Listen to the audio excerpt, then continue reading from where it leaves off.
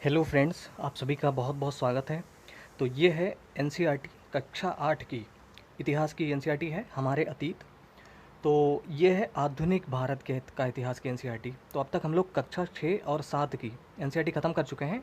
अगर आप उनके चैप्टर देखना चाहते हैं, नहीं देखे हैं, तो आप उसकी लिंक आपको डिस्क्रिप्शन में मिल जाएगी। वहाँ से जाकर आप देख सकते हैं सारे चैप्टर्स।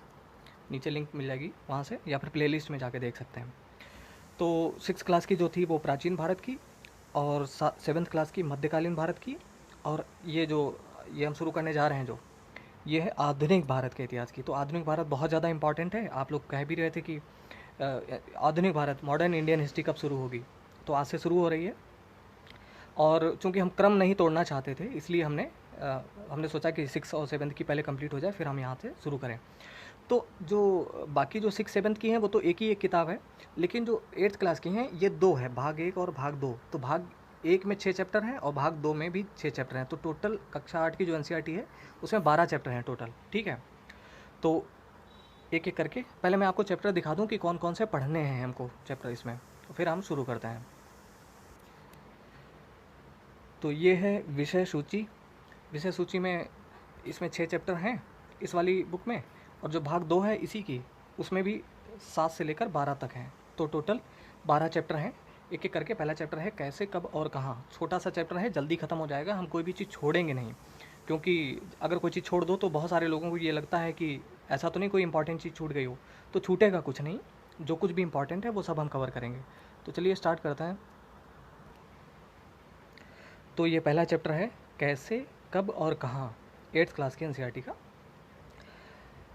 तारीखें कितनी महत्वपूर्ण होती हैं। तो देखिए, जब तारीखों की बात होती है, हम लोगों ने जब 6 क्लास की एनसीईआरटी शुरू की थी तो वहाँ पर देखा था कि ईसवी क्या होता है, ईसा पूर्व क्या होता है, और उनमें डिफरेंस क्या होता है, किसको माना जाए।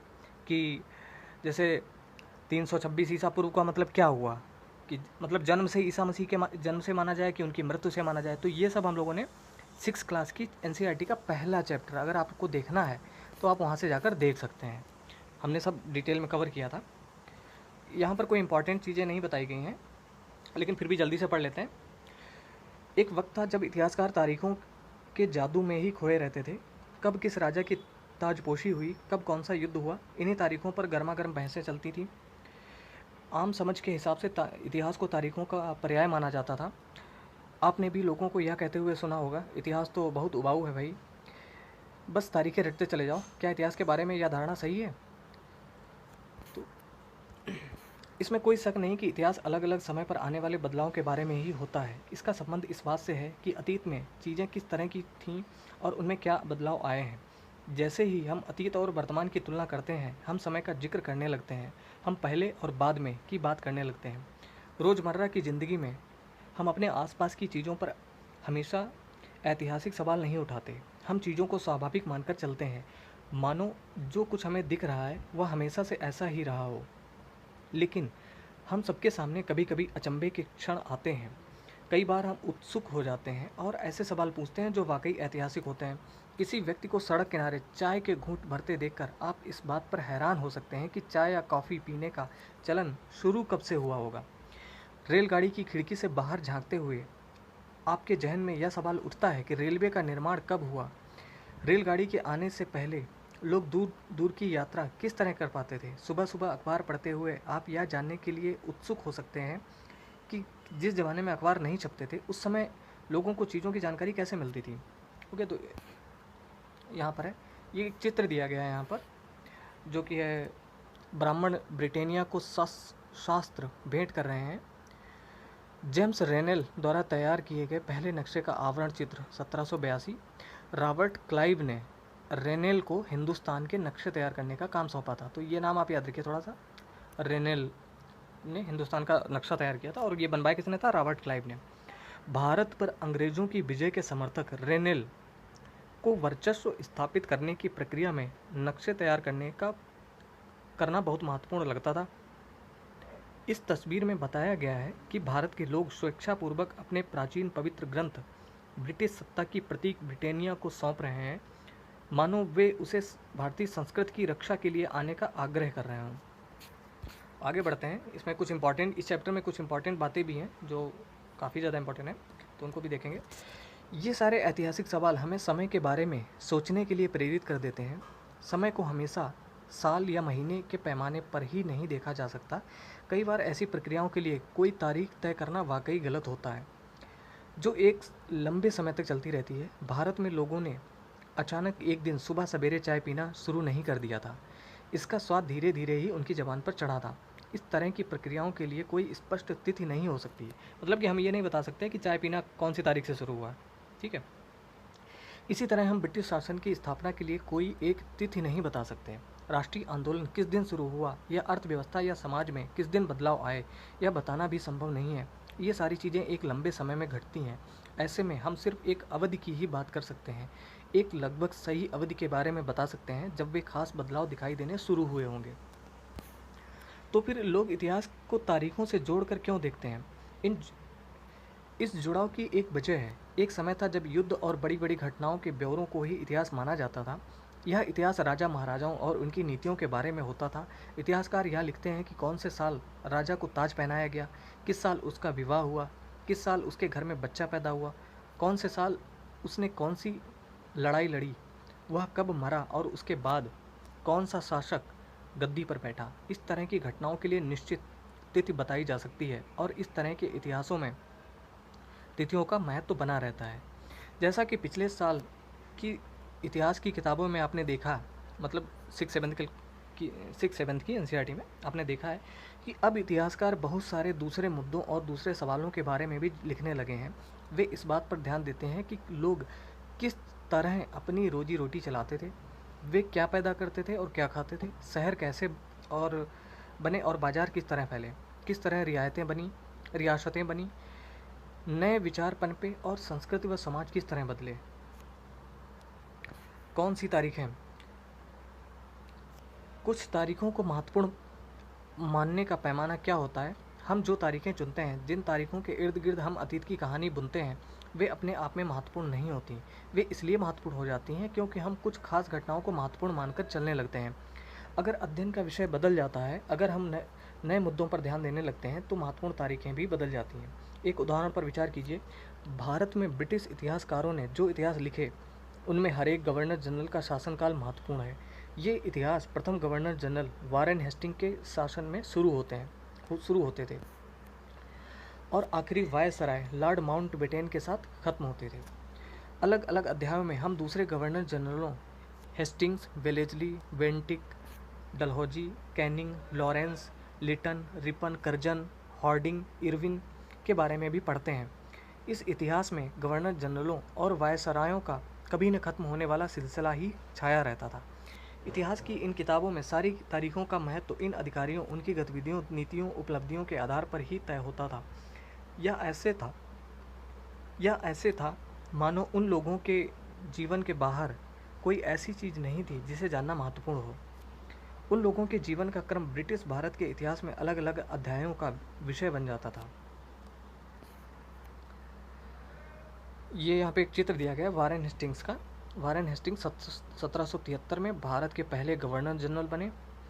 इतिहास की किताबों में गवर्नर जनरलों के कारनामों, जीवनियों में उनकी गौरव गाथाओं और तस्वीरों में उनके भव्य व्यक्तित्व को उभारा जाता था।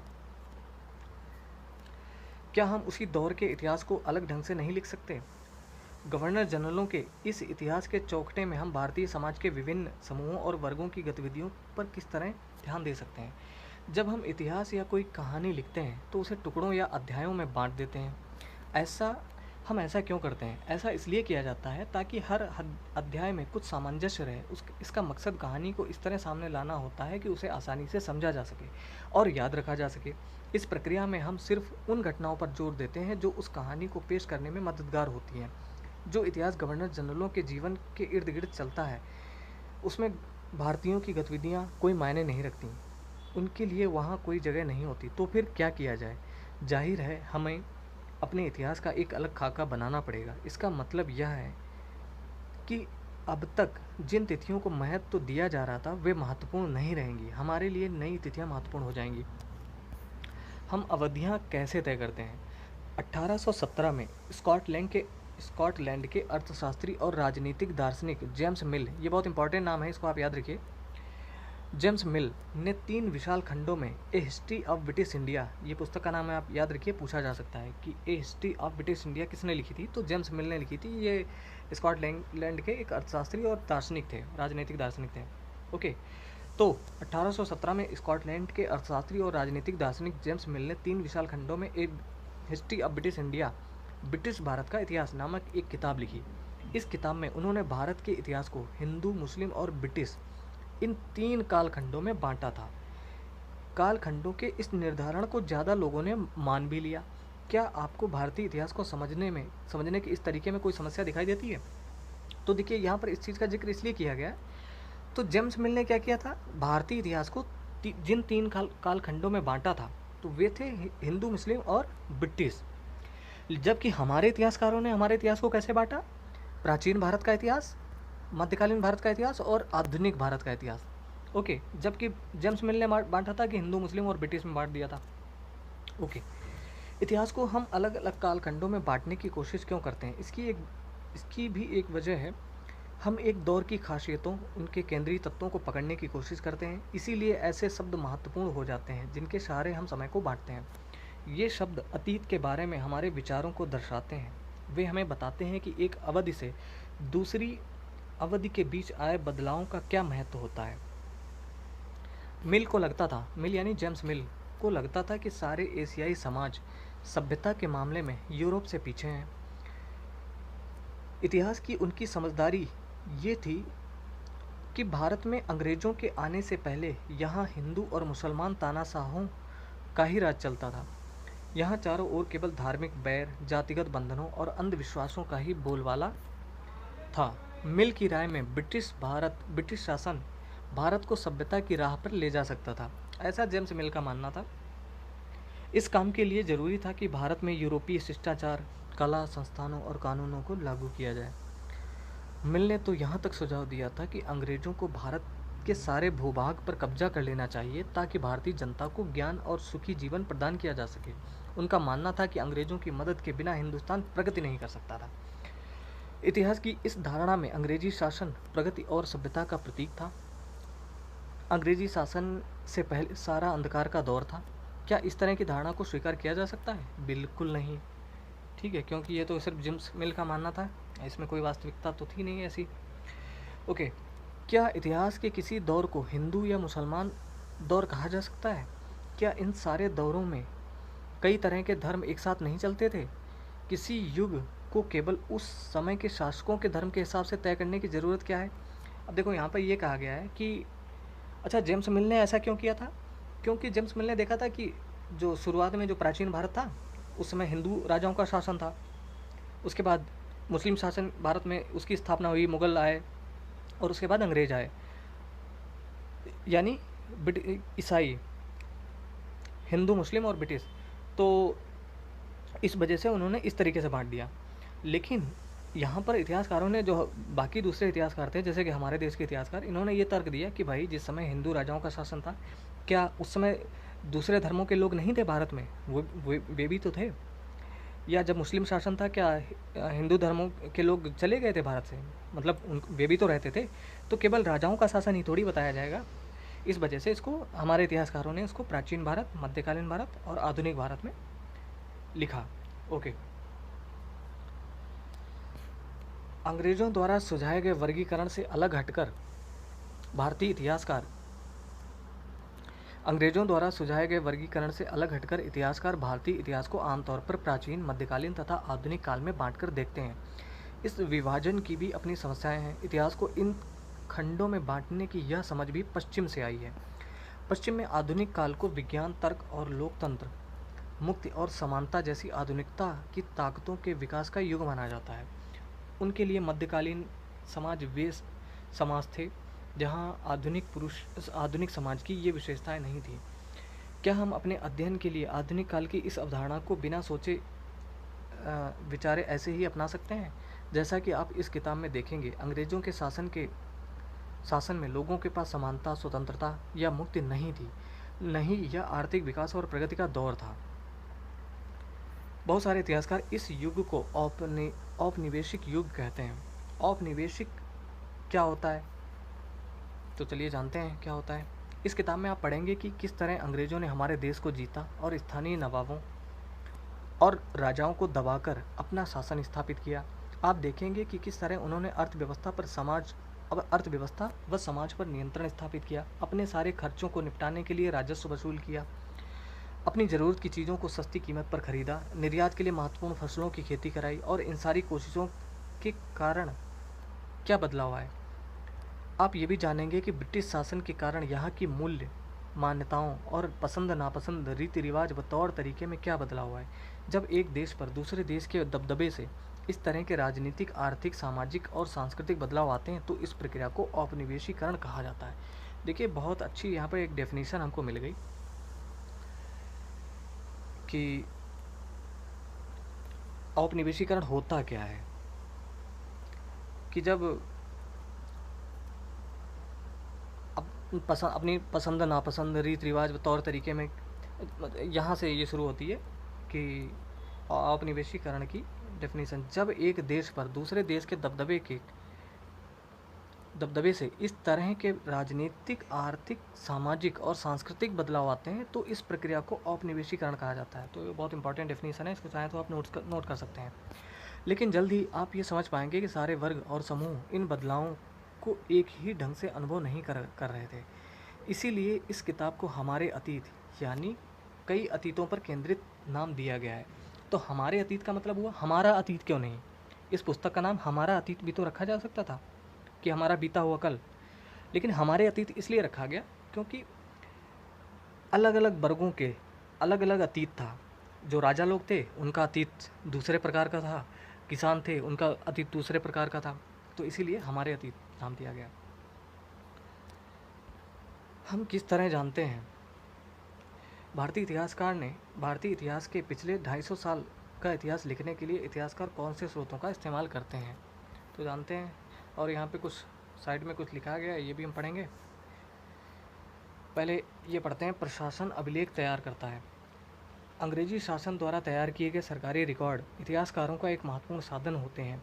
अंग्रेज़ों की मान्यता थी कि चीज़ों को लिखना बहुत महत्वपूर्ण होता है। उनके लिए हर निर्देश, हर योजना, नीतिगत फैसले, सहमति, जांच को साफ साफ लिखना जरूरी था। ऐसा करने के लिए चीज़ों को अच्छी तरह अध्ययन किया जा सकता था और उन पर वाद विवाद किया जा सकता है। इस समझदारी के चलते ज्ञापन, टिप्पणी और प्रतिवेदन पर आधारित शासन की संस्कृति पैदा हुई। अंग्रेज़ों को यह भी लगता था कि तमाम अहम दस्तावेजों और पत्रों को संभाल कर रखना जरूरी है, लिहाजा उन्होंने सभी शासकीय संस्थानों में अभिलेख कक्ष भी बनवा दिए। तहसील के दफ्तर, कलेक्ट्रेट, कमिश्नर के दफ्तर, प्रांतीय सचिवालय, कचहरी, सबके सामने रिकॉर्ड रूम होते थे। महत्वपूर्ण दस्तावेजों को बचाकर रखने के लिए अभिलेखागार, आर्काइव और संग्रहालय जैसे संस्थान भी बनाए गए। 19वीं सदी की शुरुआत में प्रशासन की एक शाखा से दूसरी शाखा के पास भेजे गए पत्रों और ज्ञापनों को आज भी अभिलेखागारों में देख सकते हैं। वहां आप जिला अधिकारियों द्वारा तैयार किए गए नोट्स और रिपोर्ट पढ़ सकते हैं और ऊपर बैठे अफसरों द्वारा प्रांतीय अधिकारियों को भेजे गए निर्देश और सुझाव देख सकते हैं। 19वीं सदी के शुरुआती सालों में इन दस्तावेजों को सावधानीपूर्वक नकलें बनाई जाती थीं। उन्हें खुशनवीसी के माहिर लिखते थे। खुशनवीसी या सुलेखनवीस ऐसे लोग होते हैं जो बहुत सुंदर ढंग से चीज़ें लिखते हैं। 19वीं सदी के मध्य तक छपाई तकनीक भी फैलने लगी थी। इस तकनीक के सहारे अब प्रत्येक सरकारी विभाग की कार्यवाहियों के दस्तावेजों को कई प्रतियां बनाई जाने लगी थी। तो यहाँ पे क्या है, ज़रा ये भी देख लेते हैं। गृह विभाग को भेजी गई रिपोर्ट। सन 1946 में भारत की औपनिवेशिक सरकार शाही भारतीय नौसेना के जहाज़ों में सिपाहियों की बगावत को कुचलने का प्रयास कर रही थी। मतलब ये रिपोर्ट है, तो उस समय रिपोर्ट लिखी जाती थी कैसे, उसके नमूने यहाँ पे दिए गए हैं। गृह विभाग को जो रिपोर्ट मिल रही थी उसके कुछ नमूने इस प्रकार है। बम्बई, इस बात का इंतजाम कर लिया गया है कि सेना, तो यहाँ पे उस समय की जो घटनाएं थी उनको इस तरीके से बताया गया है कि कैसे रिपोर्ट लिखी जाती थी, भेजी जाती थी। सर्वेक्षण का बढ़ता महत्व। सर्वेक्षण यानी सर्वे कितना इम्पोर्टेंट था, देखते हैं। औपनिवेशिक शासन के दौरान सर्वेक्षण का चलन भी महत्वपूर्ण होता गया। अंग्रेजों का विश्वास था कि देश पर अच्छी तरह शासन चलाने के लिए उसको सही ढंग से जानना जरूरी होता है। 19वीं सदी की शुरुआत तक पूरे देश का नक्शा तैयार करने के लिए बड़े बड़े सर्वेक्षण किए जाने लगे। गांव में राजस्व सर्वेक्षण किए गए। इन सर्वेक्षणों में धरती की सतह, मिट्टी की गुणवत्ता, वहाँ मिलने वाले पेड़ पौधों और जीव जंतुओं तथा स्थानीय इतिहासों व फसलों का पता लगाया जाता था। अंग्रेज़ों की राय में किसी इलाके का शासन चलाने के लिए इन सारी बातों को जानना जरूरी था। 19वीं सदी के आखिर में हर 10 साल में जनगणना भी की जाने लगी। जनगणना के जरिए भारत के सभी प्रांतों में रहने वाले लोगों की संख्या, उनकी जाति, इलाके और व्यवसाय के बारे में जानकारियाँ इकट्ठी की जाती थी। इसके अलावा वानस्पतिक सर्वेक्षण, प्राणी वैज्ञानिक सर्वेक्षण, पुरातात्विक सर्वेक्षण, मानव शास्त्रीय सर्वेक्षण, वन सर्वेक्षण आदि कई दूसरे सर्वेक्षण भी किए जाते थे। अधिकृत रिकॉर्ड से क्या क्या पता नहीं चलता। रिकॉर्ड्स के इस विशाल भंडार से हम बहुत कुछ पता कर सकते हैं। फिर भी इस बात को नज़रअंदाज नहीं किया जा सकता कि ये सारे सरकारी रिकॉर्ड हैं। इनमें से हमें ये पहले चित्र देख लें कौन कौन से हैं। तो बंगाल में मानचित्रण और सर्वेक्षण कार्य चल रहा है। तो ये कुछ चित्र हैं यहाँ पर। 1857 के विद्रोही, तो यहाँ पर आप वीडियो पॉज करके देख सकते हैं। इससे हमें यही पता चलता है कि सरकारी अफसर क्या सोचते हैं, उनकी दिलचस्पी किन चीज़ों में थी और बाद के लिए वे किन चीज़ों को बचाए रखना चाहते थे। इन रिकॉर्ड्स में हमें ये समझने में हमेशा मदद नहीं मिलती कि देश के दूसरे लोग क्या महसूस करते थे और उनकी कार्रवाइयों की क्या वजह थी। इन बातों को जानने के लिए हमें कहीं और देखना होगा। जब हम ऐसे दूसरे स्रोतों की तलाश में निकलते हैं तो उनकी भी कोई कमी नहीं रहती है, लेकिन सरकारी रिकॉर्ड्स के मुकाबले उन्हें ढूंढना ज़रा मुश्किल साबित होता है। इस लिहाज से लोगों की डायरियाँ, तीर्थ यात्रियों के संस्मरण, महत्वपूर्ण लोगों की आत्मकथाएँ और स्थानीय बाज़ारों में बिकने वाली लोकप्रिय पुस्तिकाएँ महत्वपूर्ण हो जाती हैं। जैसे जैसे छपाई की तकनीक फैली, अखबार छपने लगे और विभिन्न मुद्दों पर जनता में बहस भी होने लगी, नेताओं और सुधारकों ने अपने विचारों को फैलाने के लिए लिखा, कवियों और उपन्यासकारों ने अपनी भावनाओं को व्यक्त करने के लिए लिखा। लेकिन ये सारे स्रोत उन लोगों ने रचे हैं जो पढ़ना लिखना जानते थे। इनसे हम यह पता नहीं लगा सकते कि आदिवासी और किसान, खदानों में काम करने वाले मजदूर या सड़क पर ज़िंदगी गुजारने वाले गरीब किस तरह के अनुभवों से गुजर रहे थे। अगर हम थोड़ी और कोशिश करें तो इस बारे में भी जान सकते हैं। जैसे जैसे आप इस किताब में आगे बढ़ेंगे आपको यह बात समझ में आने लगेगी। तो दोस्तों ये चैप्टर ख़त्म हो गया और उम्मीद है कि इसमें कुछ चीज़ें हम लोगों ने समझी होंगी। और इसके बाद जो मेन कंटेंट है वो आगे के चैप्टर्स में आपको मिलेगा, जो कि आधुनिक भारत का बहुत इंपॉर्टेंट टॉपिक्स हैं उसमें। तो अगर ये वीडियो अच्छा लगा हो तो प्लीज़ इसको लाइक करें और चैनल पर नए हैं तो सब्सक्राइब कर लें, बेल आइकन को प्रेस कर लें ताकि जब भी वीडियो कोई हम अपलोड करें तो आपको सूचना मिल सके। अगर आप हमारे टेलीग्राम चैनल से जुड़ना चाहते हैं तो उसकी लिंक आपको डिस्क्रिप्शन में मिल जाएगी। तो दोस्तों ये वीडियो देखने के लिए बहुत बहुत धन्यवाद। आपका दिन शुभ हो।